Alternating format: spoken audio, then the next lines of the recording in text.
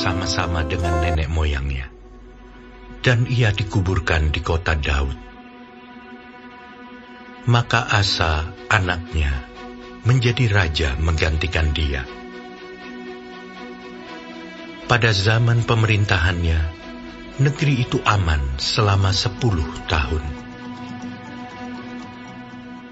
Asa melakukan apa yang baik dan yang benar di mata Tuhan Allahnya. Ia menjauhkan mezbah-mezbah asing dan bukit-bukit pengorbanan, memecahkan tugu-tugu berhala, dan menghancurkan tiang-tiang berhala. Ia memerintahkan orang Yehuda supaya mereka mencari Tuhan, Allah nenek moyang mereka, dan mematuhi hukum dan perintah. Ia menjauhkan bukit-bukit pengorbanan dan pedupaan-pedupaan dari segala kota di Yehuda. Dan kerajaan pun aman di bawah pemerintahannya. Karena negeri itu aman, dan tidak ada yang memeranginya di tahun-tahun itu, ia dapat membangun kota-kota benteng di Yehuda. Tuhan telah mengaruniakan keamanan kepadanya. Katanya kepada orang Yehuda, "Marilah kita memperkuat kota-kota ini dan mengelilinginya dengan tembok beserta menara-menaranya, pintu-pintunya, dan palang-palangnya. Negeri ini masih dalam tangan kita, karena kita mencari Tuhan Allah kita, dan Ia mencari kita, serta mengaruniakan keamanan kepada kita di segala penjuru." Maka mereka melaksanakan pembangunan itu dengan berhasil. Pasukan-pasukan Asa yang dari Yehuda, jumlahnya 300.000 orang yang membawa perisai besar dan tombak. Dan yang dari Benyamin, jumlahnya 280.000 orang yang membawa perisai kecil sebagai pemanah. Mereka semua pahlawan-pahlawan yang gagah perkasa. Zerah orang Etiopia itu maju berperang melawan mereka dengan tentara sebanyak 1.000.000 orang dan 300 kereta. Ia sampai ke Maresa. Lalu Asa maju menghadapinya. Mereka mengatur barisan perangnya di lembah Zefata dekat Maresa. Kemudian Asa berseru kepada Tuhan Allahnya, "Ya Tuhan, selain daripada Engkau, tidak ada yang dapat menolong yang lemah terhadap yang kuat.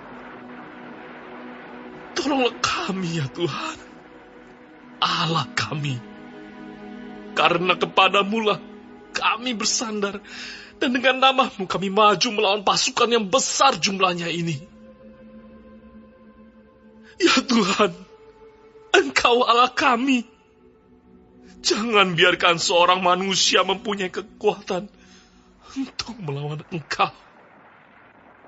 Dan Tuhan memukul kalah orang-orang Etiopia itu di hadapan Asa dan Yehuda. Orang-orang Etiopia itu lari, lalu dikejar oleh Asa dan laskarnya sampai ke Gerar.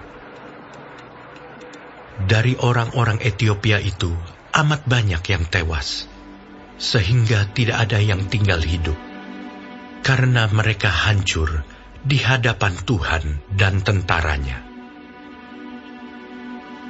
Orang-orang Yehuda memperoleh jarahan yang sangat besar. Mereka mengalahkan semua kota di sekeliling Gerar, karena ketakutan yang dari Tuhan menimpa penduduknya. Mereka menjarahi semua kota itu, karena jarahan yang besar terdapat di situ. Tenda-tenda pemilik ternak pun direbut mereka. Dan banyak kambing domba dan unta diangkutnya sebagai jarahan. Lalu mereka kembali ke Yerusalem.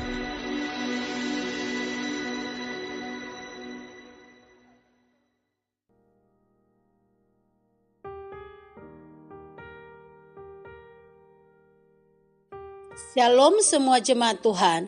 Kembali kita di dalam pendalaman Alkitab Clearsight. Sekarang kita sudah memasuki kitab 2 Tawarik 14. Tuhan Yesus memberkati. Tenang karena Tuhan yang berperang. Saudara-saudaraku yang dikasihi oleh Tuhan, setiap kita pasti merindukan hidup yang tenang, keadaan yang aman, kemenangan atas masalah. Tetapi kita sering lupa, ketenangan sejati bukan karena tidak ada masalah, tetapi karena kita dekat dengan Tuhan.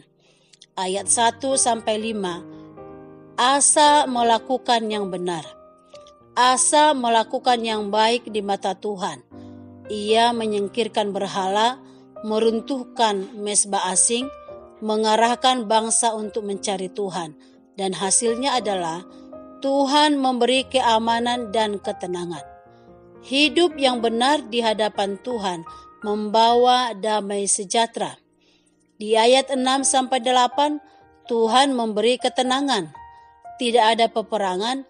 Asa membangun kota-kota benteng. Asa berkata, negeri ini masih aman karena kita mencari Tuhan. Saat kita mencari Tuhan, Ia memberikan kesempatan, waktu tenang, peluang untuk membangun hidup. Ayat 9-10, datang ancaman besar. Datang Jera orang Ethiopia dengan 1 juta tentara, 300 kereta perang. Ini ancaman luar biasa besarnya. Ketenangan bukan berarti tidak akan ada masalah. Masalah bisa datang kapan saja. Di ayat 11, Asa berseru kepada Tuhan.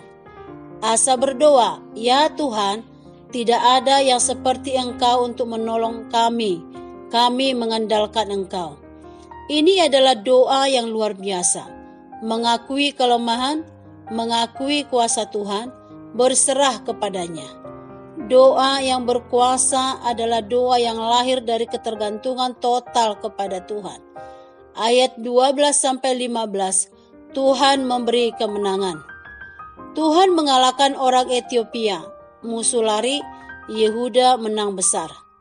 Kunci kemenangannya adalah bukan jumlah tentara, tetapi karena mereka mengandalkan Tuhan. Tuhan sanggup memberi kemenangan bahkan atas masalah terbesar kita. Amin. Inti renungan kita pada hari ini adalah, yang pertama, hidup benar membawa ketenangan. Yang kedua, masa tenang adalah kesempatan untuk membangun. Yang ketiga, masalah bisa datang kapan saja.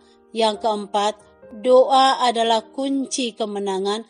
Yang kelima adalah Tuhan berperang bagi orang yang mengandalkannya. Amin. Tuhan Yesus memberkati.